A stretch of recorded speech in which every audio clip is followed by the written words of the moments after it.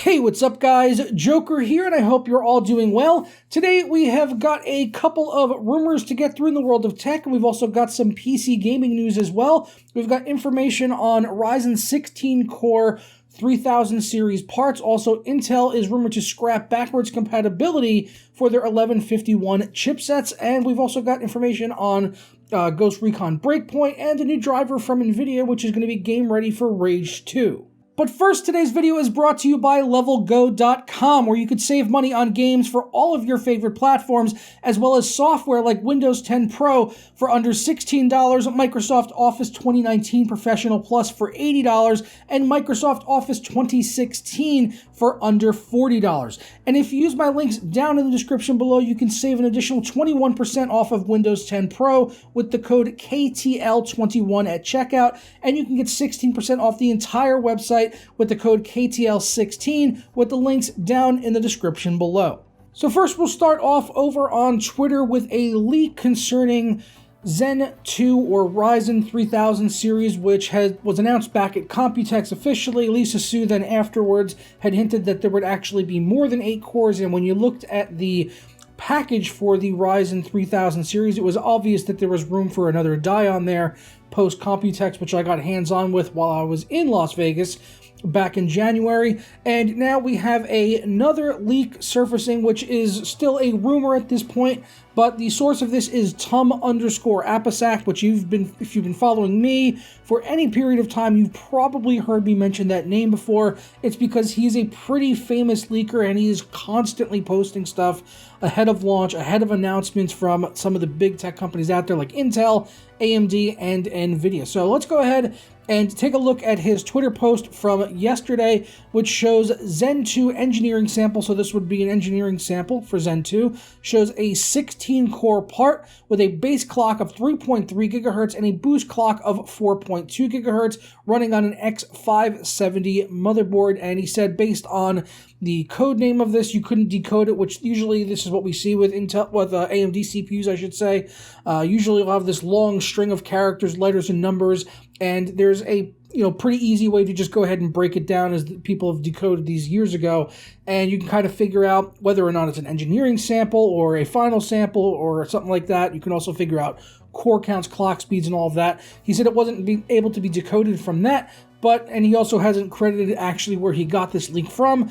So again, it's a rumor. Take it with the proverbial grain of salt, but in the past, he's usually been pretty reliable. So based on the information that we have, if this comes true, then it looks like AMD is readying a 16-core part, which was rumored as early back as December, I believe it was, of 2018 by Adored TV. He was the first person to start talking about having 16-core parts, and so far it's looking like that is probably going to be the case, or at the very least we'll probably see a 12-core CPU on the Ryzen 3000 series, which is right now rumored to be announced at E3 2019, so we don't have too much longer to go. I believe that starts June 10th, if I'm not mistaken, so only about a month away from today, and hopefully we'll have some more solid information on Ryzen 3000, and I'm sure between now and then we'll probably see quite a few other rumors and leaks crop up as well. But let me know your thoughts on those tentative specs down in the comments below. 16 cores, 4.2 gigahertz. Yeah, I would love to have one of those. Right now I'm running a 9900K at 5 gigahertz with an AVX offset of 2. Obviously, my Intel CPU is faster when it comes to single-threaded performance and faster for gaming, but when I game at 4K, that's really not so much more of an issue, and when I do a lot more video rendering than I do gaming, nowadays, yeah, I could definitely see myself switching away from my 9900K over to a 16-core Ryzen part, which would be absolutely awesome. Next up, we have another rumor, but this one is concerning Intel. This particular leaker, I don't really have as much of background information on, so again, like with any leak or rumor, take it with a grain of salt, but I don't know this guy's history or things he's leaked before, but basically what he is saying is that Intel will be getting rid of backwards compatibility on the Comet Lake CPUs, which are expected to release sometime this year. He basically just said that the socket has more pins, and that they will basically need to go ahead and upgrade, the socket for these new motherboards, and that you won't actually be able to use your previous motherboards, which I think we kind of all saw coming. You know, they're going down to 10 nanometer, and we're expected to see more cores as well. Right now, the rumors are saying that the top spec CPU on Comet Lake will be a 10-core, 20-threaded CPU, which will also be absolutely amazing, I'm sure, just like the AMD leak we just talked about. 10 cores and 20 threads with, you know, the speed that Intel has, which is far superior to AMD in terms of just raw speed and throughput. You know, obviously AMD has, you know, the bit more cores and stuff like that, which is better for multi-threaded workloads, but Intel is still the king when it comes to just pure single-threaded performance and IPC. So these are definitely two rumors we're going to have to keep a closer eye on as time goes on, and I'll keep you guys updated if anything does come about, but let me know your thoughts down in the comments below on both of those. Next up, we have something that's a little bit more concrete. As I remember yesterday, we were actually talking about a leak concerning Ghost Recon Breakpoint, which showed the collector's edition and the release date of October 4th, and it also showed that it was a Uplay exclusive. Well, now we've got an update to that as the game has officially been revealed with an announcement trailer, and there's been a bunch of other YouTubers posting up gameplay videos and things like that that you can go find very easily for Ghost Recon Breakpoint, which is basically a successor to Ghost Recon Wildlands. It looks a lot like that. It's going to be 4-player co-op again. It's releasing on October 4th, and it's looking like it's going to be pretty decent. The graphics look absolutely incredible. I believe all the gameplay that we've seen so far is all running on the PlayStation 4, at least all the videos that I saw was running on the PS4, and it looks really good on that, so I'm sure it's going to look just that much better when it does come out for the PC. We did learn some other information from this as regards to it being a Uplay Store exclusive. It will also be available on the Epic Store, which Ubisoft did first with The Division 2 back in March, and it looks like they're going to continue that trend now. Previously, they would offer games on the Uplay Store as well as on Steam, but now they're going the other route where they're doing Uplay as well as the Epic Game Store.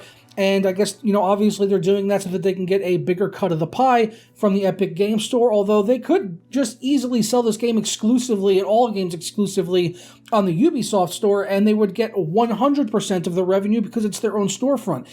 It's kind of odd that they would even bother to put it on another storefront, especially when it is a worse storefront. Obviously, with Steam, it was a better user experience than Uplay, but I don't have a problem with Uplay, honestly. I think it's when it first came out, it was pretty bad, but it's absolutely fine right now. It's the only game launcher that I keep up open on my system 24 hours a day, 7 days a week. I never close Uplay unless there's an update or something for the application, and I have no problem using it whatsoever. It's easy to use, it works, and yeah, I know a lot of people like to give shit for Uplay, but honestly, it's fine. I don't have a problem with it, whereas with the Epic Game Store, that's got a whole host of issues and missing features that have still not been added in yet, like a shopping cart.